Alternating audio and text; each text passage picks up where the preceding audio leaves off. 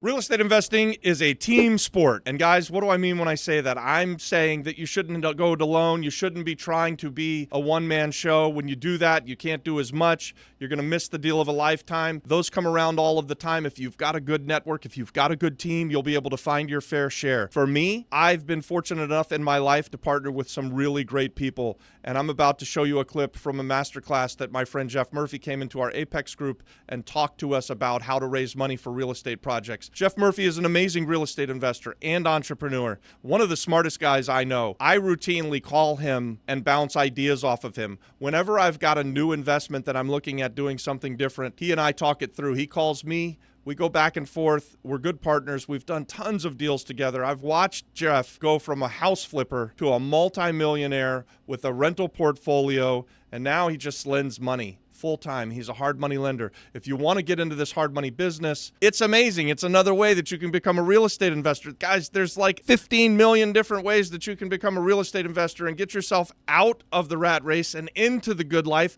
That's what this channel's about. We want to be a part of your real estate investing story. Join us on all of our groups. The Flip Flop Flipper is free. You can find the link in the description. The Apex is for those of you that are ready to kick it up a notch. It's a small investment in yourself, but it's the best money you'll ever spend. It's also got the link in the description. Enjoy this clip from Jeff Murphy. I'll talk to you at the end. Let's see if you're ready to be a real estate investor. Happy to talk about all kinds of lending or raising capital. Robbie and I were just talking about this. The hardest part or the most important part about doing a deal is finding a deal. You find a smoking deal, then you got to make sure you have the capital to do it. There's kind of three ways that you can have capital to do a deal. One's going to be your savings, right? Let's assume that you may have some money in savings. The second way is to have partners, equity partners. Robbie will go into more detail on that. And the third way, when you're going to be flipping houses, is to borrow money. There's traditional banks that you can go borrow money from, but it's highly unlikely you'll be able to do that on a flip. They're just going to take forever. They'll have 9,000 documents you have to fill out. It just takes forever. I mean, they do have their place in the world when you want to borrow money, but you're probably going to be coming to me or someone like me. We've lent to I've done close to $200 million in hard money loans. So we've done a lot of loans, and it's been a lot of fix and flips, new construction, kind of weird commercial deals, land, because we really do look at it differently than what a bank does. A bank cares really about you fill out all those little checkbox perfectly when you're filling out an application. We want to look at the quality of the deal and then also the quality of the person. And then we can overlook certain things. So when we first started lending in 2012-ish, we had lots of people that had been kicked really hard by the recession that had bad credit. They were really good flippers or really good builders, but they were coming out of that bad time. So we were lending predominantly to people that had problems with their credit, but they were able to find great deals. They were able to have capital to put down on the deals. But I will say this, you really do need to build a relationship with your private lenders, whether it's me or somebody else. You want to have them geared up and ready to go. So when you find a deal, you can move on it quickly. I would encourage anybody that when you find it, if you know a private lender out there that you want to deal with, or you've been referred to somebody, is contact them via email. Be precise, don't waste their time, and be like, hey, I'd like to get pre-approved with you. Do you have an application that I need to fill out? Fill out the application form. Don't waste their time on it. If you have a resume or if you have a business plan that you've written as part of your business, provide them that information. I'm not saying they're going to read every word of the documents you provide them, but it shows a level of professionalism. And then really you do want to be professional. If you're going to go meet with them, I know Robbie is the flip-flop flipper, but show up and wear a pair of jeans and a polo shirt, right? Go in and look professional. You have to wear a three-piece suit, but look professional and go meet with them. And be serious about what you're doing. And then provide them the documentation, your personal financial statement, provide them an application, and then go through the deals with them. I have borrowers of mine all the time that call me up and want to go, because I've done, like Robbie and I were talking about, I've done 1,500 houses myself. I like when they call me up and want to go through a deal with me, because I really can understand the story of a deal. I can understand what do they need to do to make this happen, or if it's a bad deal. Like a lot of times we'll get on a call and kind of go through the numbers, and I'll say, are you sure you want to do this deal? I don't like this. No, I don't like the numbers here. Or have you thought about this of being a potential problem? It's another way to check it, but you need to build that relationship with me right away. And then also part of that, right, is you're trying to build a relationship with me or somebody like me, is don't waste my time, right? Be serious about the deal. Be like, hey, I've got this under contract, or we're going to bid on this in the foreclosure sale. Really have an action plan of what you're doing there, because it is they're really trusting you with a lot of money. Like when people are borrowing money from me, we're usually lending them 70% of the purchase as well as their fix-up costs. So it's a lot of money, right? I have more money at risk in this deal than usually the person that's doing the deal. And the other kind of component of this is, I say this all the time, you want to borrow money when you can, not when you need to. So on this, you want to have me lined up where the deal looks good. Don't wait until you're desperate to have money, because then it makes me also uncomfortable that I don't think you're a professional, right? You've got 3 days before closing and you haven't lined up your financing. Be on top of this right away. So I'm going to go over a couple of stories of different things that we've kind of run into when you're doing this. So the reason I got serious, so not only do I lend hard money, and we do this all the time, I also borrow money for my deals, right? So we'll do land development deals, we flip houses, we'll buy commercial buildings, we do all kinds of things. So like 5 or 6 years ago, and this is when I got serious about borrowing money. I had a deal that came along that was $1 million. It was $1 million to do it. I didn't have $1 million at the time because we had so much money out there doing other things. So I went out, I had to get it in like 48 hours to get this deal. I could not raise the capital in 48 hours. It really kind of ticked me off. I knew I was going to make $750,000 on this deal because I knew the numbers inside and out. I was 100% sure. So I lost out on making $750,000 on a deal that was rock solid because I didn't have the money available. Now I owned lots of properties, lots of rental properties. We owned a commercial building. We had a wedding venue. We had all kinds of things that were operating that we didn't have debt against. So I got the Big Dummy Award because I wasn't using these assets that I have out there to make sure that I could go make more money off of them. So I got serious about making sure I have lines of credit available with banks so that I can pull that money down and be able to move quickly. If I'd had partners in place or I had a relationship with somebody who would lend me the money, again, I'd have made $750,000 in a matter of like 60 days. I actually know the guy that did the deal, and that's how much he made on it. So be serious about it. Be ready. That kind of leads into also talking a little bit about traditional bank lending. It's not going to be something that you can do necessarily on a fix or flip. But if you own a home, or if you have other real estate that you own that you have a lot of equity in, you should be out looking to get lines of credit against it or borrowing cheap money against it when you can. So you have access to that capital so you can move quickly on things. I highly, highly recommend it. And it's the same thing that you want to do with your private lender that you want to do with a bank. Be professional. Go meet with them. Establish a rapport with them. If you can do a line of credit or a HELOC, do a HELOC with them. So you have access to that cash that you can use right away. So about 2.5, 3 years ago, you started encouraging me to borrow money, and I was very reluctant to do it.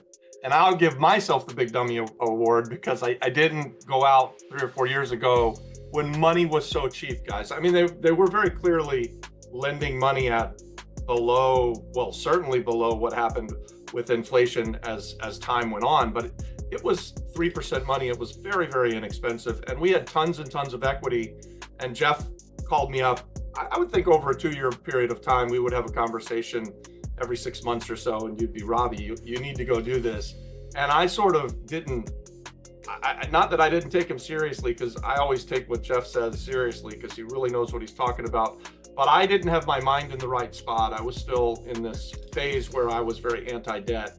And I waited until the interest rates kind of tripled before I decided that, I'll go borrow some money. So I like what Jeff says about borrowing the money when you don't need it is really the best time. And that's really the time that the banks, if you're going to borrow money from banks, they don't want to lend you the money when you need it. They want to lend it to you when you don't need it. So just keep that in mind. For those of you that have assets that you can borrow against, do that ahead of time so that you have the money available for you. So we're getting a HELOC on our house now. We should have done that 4 or 5 years ago, and instead of paying 7 or 8%, we would have paid 3 or 4%. 3%, yeah. But you live and you learn, And The other thing I'd like to point out on the, we talked about two main ways that you can do this, right? So you can get debt or you can bring in partners on deals. Usually when you bring in a partner, you're going to give up 50% of your profit. So you also want to use the access to your capital wisely. So if you get a smoking deal, right? I mean, I've done them. Robbie's done a bunch of them where you get an absolute smoking deal, right? You're going to make 100% on your money. I certainly would rather borrow money, even at 12% or 15% interest. I'd rather borrow that money than give up 50% of the deal. So that's something else to be really cognizant about. Even if you were like, oh, I've got a great partner and I love bringing my partners in on deal, which I've done lots of deals with where I've raised money through partners. It's great to do it. But keep in mind, if you find those deals where you're going to make 100% or 200% of your money, think how much that really costs you compared to going and borrowing that money, even at more expensive rates. So be cognizant of that as you're doing the deals. I still bring in partners on deals. If I have a massive amount, if I have a very large deal that I'm doing out there, I like to diversify my risk and bring on a equity partner, right? I mean, we have quite a bit of capital, but I'll still bring on partners to this day, just so I'm not taking on that risk. So you kind of manage that as you go through the process and you start really flipping houses and you're doing a lot of volume. You may first do them all with savings. And then you may say, okay, I'm going to do them now with debt. And then there's a point where you're going to be like, wow, I've got 10 houses that I'm doing out here. I don't want to take on more debt right this second, not because I don't believe in the projects I'm doing, because it's just smart to diversify your risk and not have that huge nut out there that you have to service every month. So you want to use kind of both, in my opinion, you want to use both strategies on this. I would say that Jeff and I have been opposite ends of this. So Jeff has used debt really well. I've watched him do it. I've watched his net worth explode, and I've seen him do exactly what he just told you guys. And then because I went broke in 2008, I went the extreme other way. I was very, very debt averse for a long time. So from 2008 until 2018, for a decade, I didn't even have a credit card. So then I had an amazing comeback and have great partners, and I sleep really well at night because I find a great deal and my partner puts up the money and I don't have to pay an interest payment every month, and I know we're going to make money together.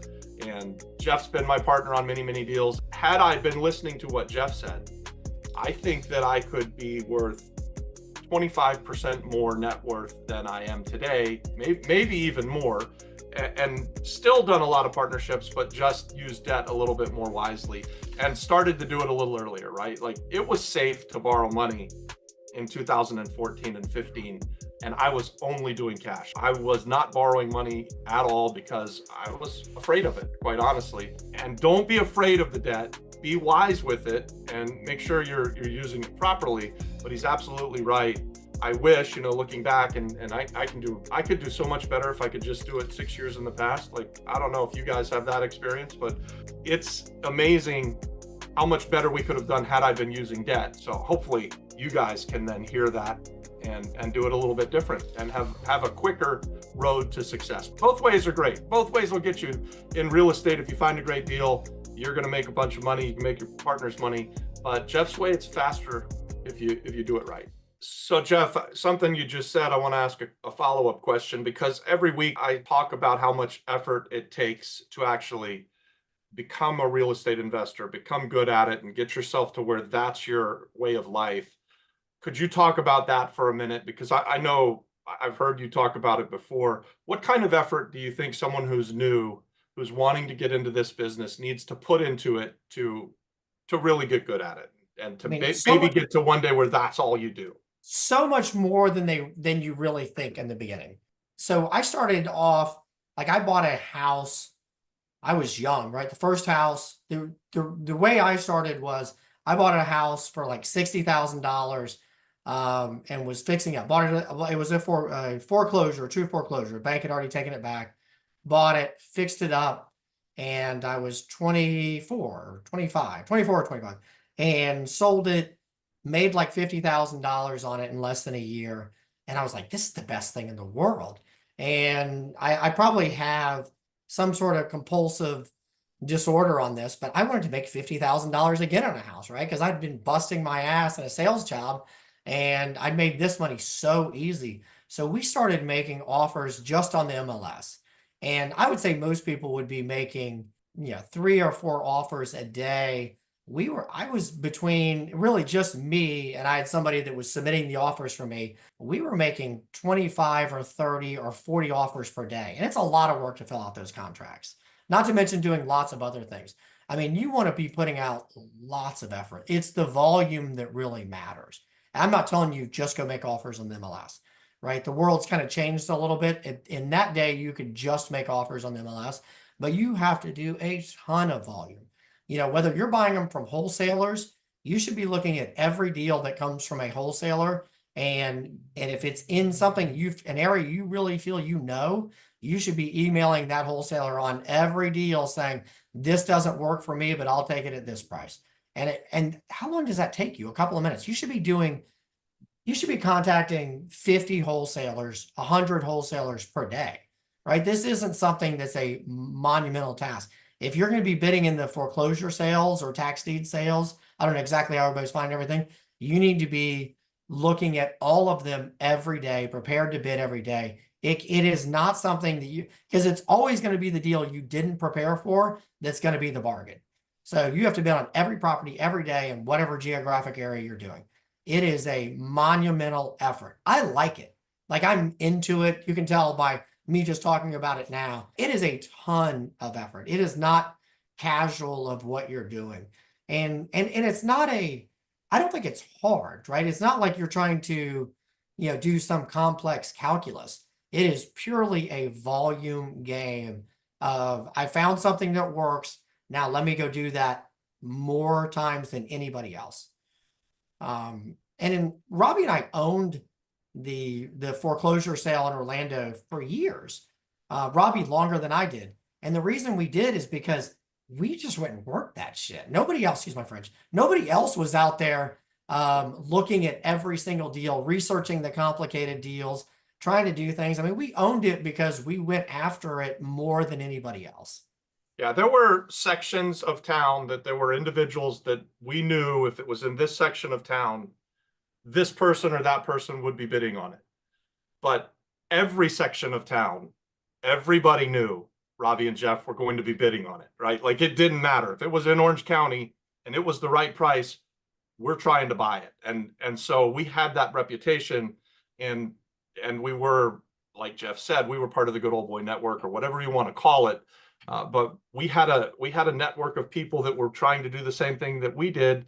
We would call them when we were in their area, but everybody called us for all of it, because if they didn't, maybe we weren't going to bid higher than them, but we were damn sure going to bid on it, and it would cost them money. So we got to make incredible deals because of the amount of effort that we put out there, and because it became known that, look, these guys are everywhere. It doesn't matter what corner you're in. You're not gonna, and they also knew on the tricky stuff, they were never going to get past the tricky stuff. Like, Jeff and I cornered the market on that stuff. That was awesome. I love if it had some kind of bad title and no one else could figure it out, we'd spend hours, you guys, like, researching it for days leading up to it. And we would call them the hidden gems, but we wanted the really nasty, the really hard stuff. And that's where we made really big spreads. So yeah, it really was awesome. Yeah. And then it's also, so I'll say that, so going along with that, right, you won't be able to do what you've always done either. So we can talk about the foreclosure sale. You can be like, well, that's not working now. Okay, I agree. That's not working. So then move and go do something else that will work. Like, I know a lot of people that went out and got jobs, or some of them retired because they did so well. I still like it, right? I could retire now. Robbie could retire now. I like this. Like, I mean, I like almost everything I do in life, and including, I love doing real estate deals. Like, I mean, if I have a headache and I win a deal, my headache goes away. If I'm not feeling good and some great deal comes along, I just feel better all the time, right? It's what I enjoy to do. And I encourage you to have that kind of passion, but there's a lot that goes with it, right? So if whatever you're doing there doesn't work, change, go do something else. Like, I got good at doing land deals, buying up land deals and splitting the lots off and selling them. We got really good at it. there's not much that I would tell you. Most of the real estate is not that complicated. There are some pitfalls, maybe some environmental things like that can cause you real problems. Do your research on it. Call people and talk to them about them. Be brazen, right? I mean, there's no reason not to be like, well, I'm really worried about this issue on an industrial building. I'm just making something up. Or I'm worried about a potential environmental issue. One, go research it because it's all available in public record. And two, go knock on the door of the neighbor or call him or do whatever you have to do to reach him, right? And be brazen and go find out what is the potential problems in that area. If you get a level of comfort there, take it to your lender, take it to your partner. My guess is if you have an experienced lender like me or an experienced partner, they're going to help you walk through those deals also, right? That's why you want to establish that relationship with people. Um, we have a borrower that's done just a ton of deals with us, right? And I really, really like the guy. It helps that I really like him also. But we talk about like I've bought lots and sold to him. We finance all of his deals. I go through design issues with him on his houses.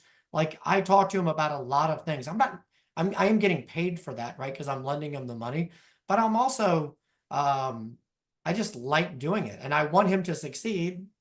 One, because I'm selfish and I want to make sure I get my money paid back with interest. And two, because I want him to succeed. I mean, I like this. And most of the good lenders that you'll deal with or good partners will have the same feeling about you, right? Go build those relationships is something I highly encourage you to do. Wow, I got to get Jeff back in here and shoot another masterclass with that guy. He's amazing, isn't he? Leave a comment. Tell me, what did you think of that? I love doing business with Jeff Murphy. And I think for you guys, you want to go in and network in these groups that you can. This is why you watch the YouTube channel. This is why you join the Flip Flop Flipper community. It's because networking is key. Real estate investing is a team sport, and you want to build your team. Build your team with people who are like-minded, who are really smart, people who have different skill sets than you. Do it all, guys. You can do it inside of the Flip Flop Flipper community, and you can damn sure do it inside of the paid community if you're ready to kick it up a notch. It's called Apex. Links in the description. Thanks for watching. God bless.